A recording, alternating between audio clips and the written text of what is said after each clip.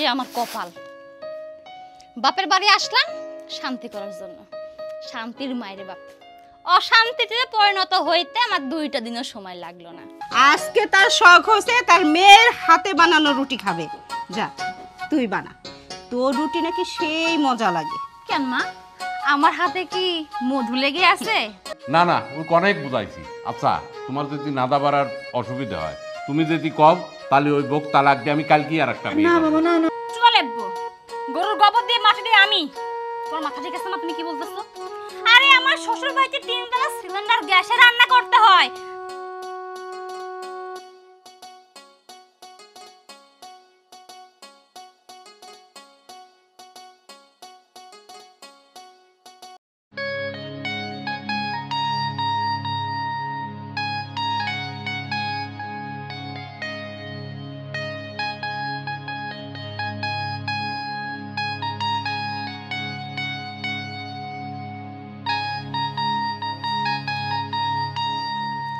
মা মা মা, কিরে মিমি, কেমন আছিস? এই তো মা, এত সময় যেমন ছিলাম, এখন আমি একদম পাক্কা ঠিক আছি। আচ্ছা ঠিক আছে, তোর কথা পরে শুনবো না, এখন ঘরে চল। আব্বা আসো।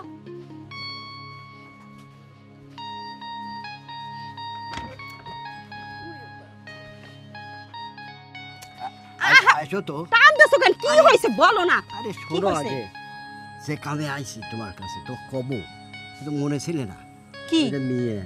আরে ওই কামে কি কামে লিয়ে আইছি তা কি তুমি জানো? আরে ওই বাড়ি খালি খেসাল করে, কোনো কাম করবে চায় না। একটা কামে দিলে 10 মিনিট 15 মিনিট করে তারপরে আবার আসে যাই, তারপরে আর একটা কাম করা লাগে। তো সংসারের কাম জানো, তুমিও তো ভালো জানো। আসে আবার আর এক কাম করা লাগে। এই জন্যে তার শ্বশুরের সাথে সেই ঝগড়া। তার এক ছোটো দেওয়ার আছে, স্বামী আছে, সেই রকম ঝগড়া করে, বুঝছাও? ওই জন্যে ওই শ্বশুর রাগ করে আমার কাছে দিয়ে দিয়েছে। এখন তুমি বোঝো কি করবে, কিভাবে ও মানুষ করবে, সেটা তোমার ব্যাপার। ও এই কথা। আসলে আমার মেয়ের তো কোনো দোষ না, দোষ তো আমাদের। কারণ ছোটবেলা থেকে আমার মেয়েকে দিয়ে তো আমি কোনো কাজ করাইনি, আর কাজ করাইনি বিধায় আদরে মেয়ে বাদর হয়ে গেছে। তুমি কোনো চিন্তা করো না।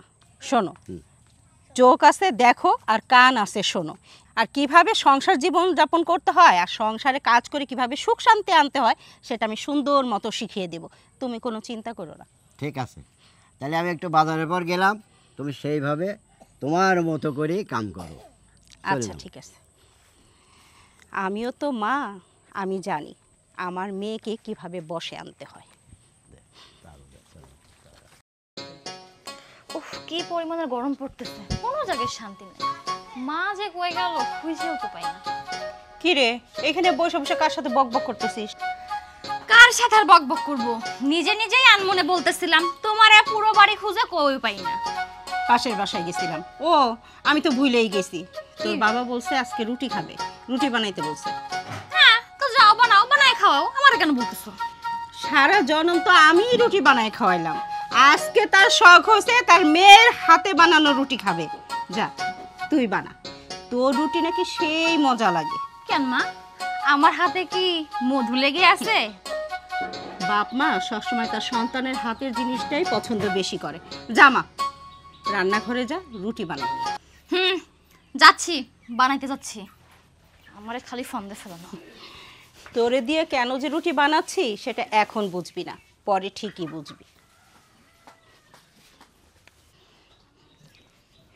কিরে মিমি, রুটি বানানো হয় নাই? হ মা, হয়েছে তো, শেষ হলে কে বলি। ও একটা কাজ কর না মা, আমি তোর বাবাকে রুটিগুলো খেতে দেই। ওই যে গোয়াল ঘরে গরু অনেকক্ষণ ধরে না খায় আছে, জানা একটু ভুসি দে। যা। দিচ্ছি মা। আচ্ছা যা।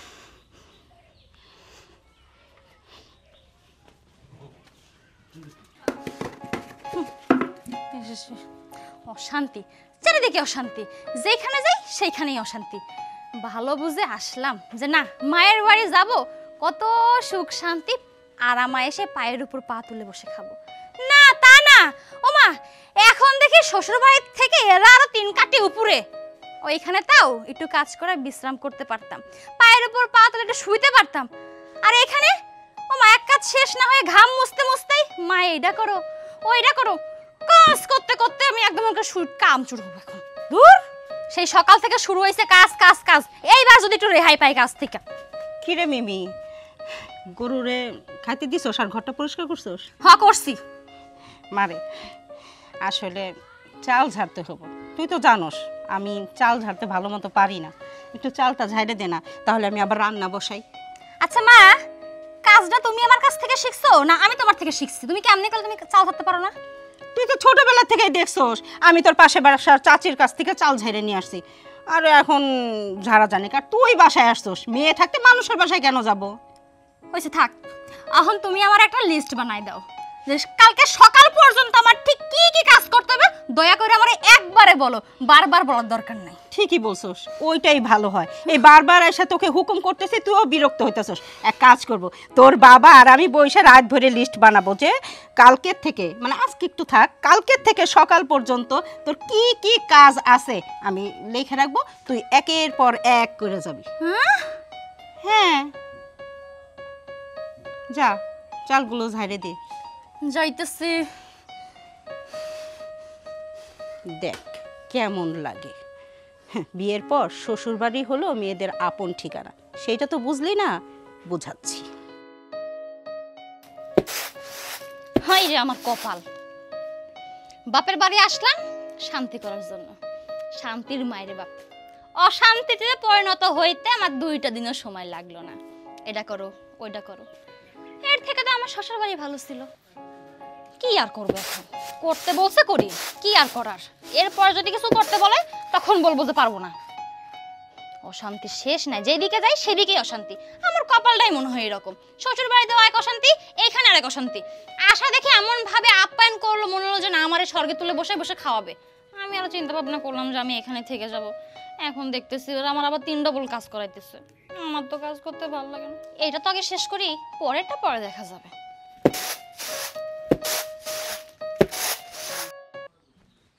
আব্বা, আব্বা। কি করছো বাজান? দোকানে যাও নাই এখনো?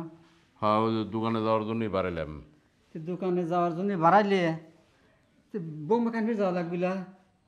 কে আনবির যাওয়া লাগবে কে? বুঝতেছি না, আমি বুড়ি মানুষ, এই বয়সকার আমার এই নাদা বাড়া এখন চলে কও। নাদাবাড়া করো চলে না, ঠিক আছে। তুমি ওই বৌমালি আসবে, আবার মনে করো আইছে বাড়িতে আইছে ক্যার ক্যার ক্যার ক্যার, ইর সাথে ঝামেলা, ওতা ঝামেলা, ওতা পারিনি, ওতা করবোলা, নানান রকমের গালে ঝামেলা, বোঝো না তুমি? বুঝি বাবু, তুমি অবাক হয়ে ছোট মানুষ নয়, একটু করলি একটু আমরাই ধৈর্য ধরি। না না, ওই অনেক বুঝাইছি। আচ্ছা, তোমার যদি নাদা বাড়ার অসুবিধা হয়, তুমি যদি কম, তাহলে ওই বোক তালাক দিয়ে আমি কালকেই আর একটা বিয়ে না করবো। বাবা, না না না না না, খবরদার এই কথা মুখ দিয়ে বাইর করিস না, এতে এক অশান্তি ওটা আরো বেশি অশান্তি হবি। তাহলে আর ওই এই বাড়িতে আনার কথা কয়ে না, আমি দোকানে গেলাম, তুমি বাড়িতে খায়। যাও, তুমি তো কয়ে চলে গেলে, কারণ কত পরিশ্রম যে আমার করা লাগবে সেটা আমি বুঝতেছি। যাই দেখি। আম্মা, আম্মা, কি রে, কি হয়েছে? হাতে ব্যাগ কেন? আমি আমার শ্বশুর বাড়ি চলে যাবো। ও মা, শ্বশুর বাড়ি যাবি কেন? এই না শ্বশুর বাড়ি তোর ভালো লাগে না, শ্বশুর বাড়ি আর যাবি না, এই বাড়িতেই থাকবি। শোন, ব্যাগ রাখ, এখনো কাজ বাকি আছে। এই যে চুলাটা ভেঙে গেছে, ল্যাপার আলসিতে চুলাটা ঠিক মতো আগুনও জ্বলে না। তোরে 2 দিন ধরে বলতেছি যে চুলাটা একটু ল্যাপে, আগুনও তো জ্বলে না ঠিক মতো চুলায়।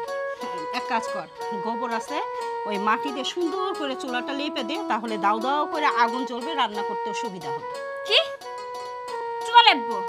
গরুর গোবর দিয়ে মাটি দিয়ে আমি? তোমার মাথা ঠিক আছে না? তুমি কি বলতেছো? আরে আমার শ্বশুর বাড়িতে 3 সিলিন্ডার গ্যাসে রান্না করতে হয়, সেই আলুর সাথে আমি তোমার বাড়িতে চলে আসছি। আর এখানে আসার পর তুমি আমার নাকে রশি দিয়ে ঘুরাইতেছো কেন মা? আমি আর এক মুহূর্ত থাকবো না এখানে। আব্বা কই? আব্বা, আরে আব্বা, এদিকে আসো। তুমি এক্ষুনি আমারে আমার শ্বশুর বাড়িতে রেখে আসবা। হ্যাঁ, তুমি এক্ষুনি আমারে আমার শ্বশুর বাড়িতে রেখে আসবা, চলো। কি হয়েছে? মিমের মা ওরম করতেছে কেন? মার কি বলবে? আমি যেটা বলছি ওটা এক্ষুনি আমার নিয়ে রেখে আসবা, চলো চলো। কাম করাবে আমার দিয়ে, আসা।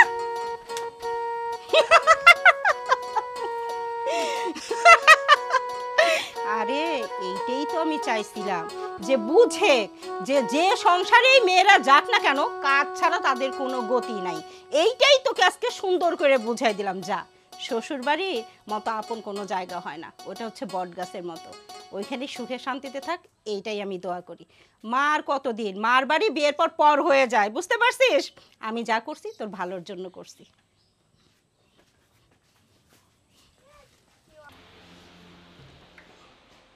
বিআই সাহেব, বিআই, ও বিআই। আসসালামু আলাইকুম। ওয়ালাইকুম আসসালাম বিআই সাহেব। হ্যাঁ, কে রে বাপুরে, তুমি আবার আসলি কে? তোমার বাপের বাড়ি তো তুমি ভালো ছিলে। না আব্বা, ছিলাম না ভালো, আর আসবো না। সারা জীবন কি বাপ মার বাড়ি পড়ে থাকবো নাকি? এতদিন বুঝতে পারি নাই তাই। আর আপনার ছেলে কই? আমার ছেলে কোনে আছে, কি অবস্থায় আছে তা তো আমি খবর পাইনি সবসময়।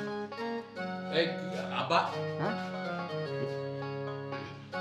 কি ব্যাপার তুমি এখানে? আব্বা, আপনার মেয়েকে নিয়ে আসলেন মানে বুঝলাম না। ওই চলে আইছে, আমি নিয়ে আসে রে, এবার ওই আইছে।